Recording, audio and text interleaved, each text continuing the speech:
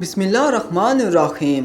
ایک بادشاہ کی بیوی بہت ہی خوبصورت تھی اور بادشاہ اس سے بہت زیادہ پیار کرتا تھا۔ جب ان کے ہاں بیٹی پیدا ہوئی تو بیٹی کی پیدائش کے بعد بادشاہ کی بیوی کا انتقال ہو گیا۔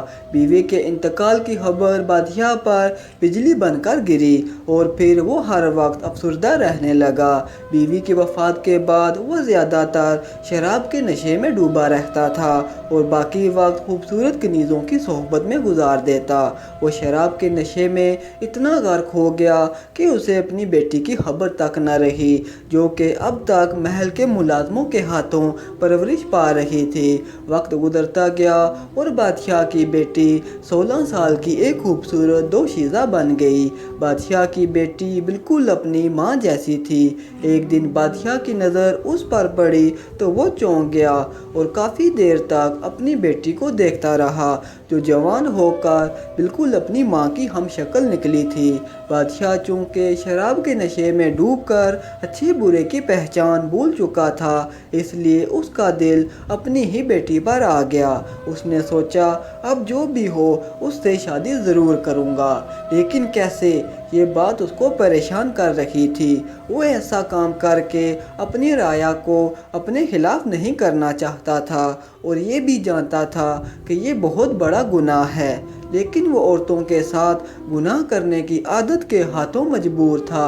آخر کار اس نے علماء کرام سے اپنے حق میں فتویٰ لینے کا فیصلہ کر لیا۔ اس نے سوچا کہ وہ کسی عالم کو سونے چاندی کا لالچ دے کر اپنے حق میں فیصلہ کروا لے گا اور پھر اپنی بیٹی سے شادی رچا لے گا، اور اس طرح گناہ بھی فتویٰ دینے والے کے سر چڑھ جائے گا۔ بادشاہ نے ایک عالم دین کو بلوا کر کہا کہ میں اپنی بیٹی سے شادی کرنا چاہتا ہوں، کیا یہ جائز ہے؟ عالم دین نے کہا ہرگز نہیں، یہ بہت بڑا گناہ ہے۔ بادشاہ نے اس کو ہر طرح کا لالچ دیا، لیکن عالم دین نے بادشاہ کے حق میں فتویٰ دینے سے انکار کر دیا۔ بادشاہ نے غصے میں آ کر اس عالم دین کو قتل کروا دیا۔ پھر دوسرے عالم دین سے کہا کہ اس کے حق میں فیصلہ دے، لیکن اس نے بھی انکار کر دیا۔ بادشاہ نے اس عالم دین کو بھی قتل کروا دیا اور اسی طرح پھر تیسرے عالم دین کو بھی قتل کروا دیا۔ آخر کار بادشاہ نے چوتھے عالم دین کو بلوا کر فتویٰ مانگا اور پوچھنے لگا، کیا میری بیٹی مجھ پر حلال ہو سکتی ہے؟ کیا یہ میری بیوی بن سکتی ہے؟ عالم دین نے کہا ہاں بن سکتی ہے، اس میں کوئی مذائقہ نہیں ہے۔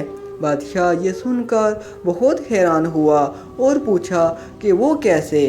عالم دین نے بادشاہ کی آنکھوں میں دیکھ کر کہا، اے بادشاہ، اللہ تعالیٰ کے نبی صلی اللہ علیہ وسلم کا فرمان ہے کہ جب تم حیا نہ کرو تو پھر چاہے جو مرضی کرو۔ جب تم نے بے حیا بن کر سوچ ہی لیا ہے تو تم پر سب کچھ جائز ہے، کیونکہ تم بے حیا بن چکے ہو۔ اتنا سننا تھا کہ بادشاہ کو اپنی غلطی کا احساس ہوا اور وہ رونے لگ گیا اور اپنے گناہوں کی معافی مانگنے لگا۔ اس دن کے بعد بادشاہ نے اپنے گناہوں سے سچی توبہ کر لی۔ سچی بات یہ ہے کہ اللہ کے ولی حق بات کہنے سے نہیں ڈرتے، چاہے ان کی جان ہی کیوں نہ چلی جائے۔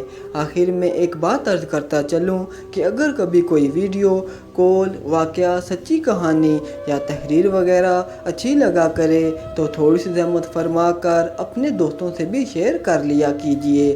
یقین کیجئے کہ اس میں آپ کا بامشکل ایک لمحہ صرف ہوگا، لیکن ہو سکتا ہے کہ اس ایک لمحہ کی اٹھائی ہوئی تکلیف سے آپ کی شیئر کردہ تحریر ہزاروں لوگوں کے لیے سبق آموز ثابت ہو سکتی ہیں۔ شکریہ۔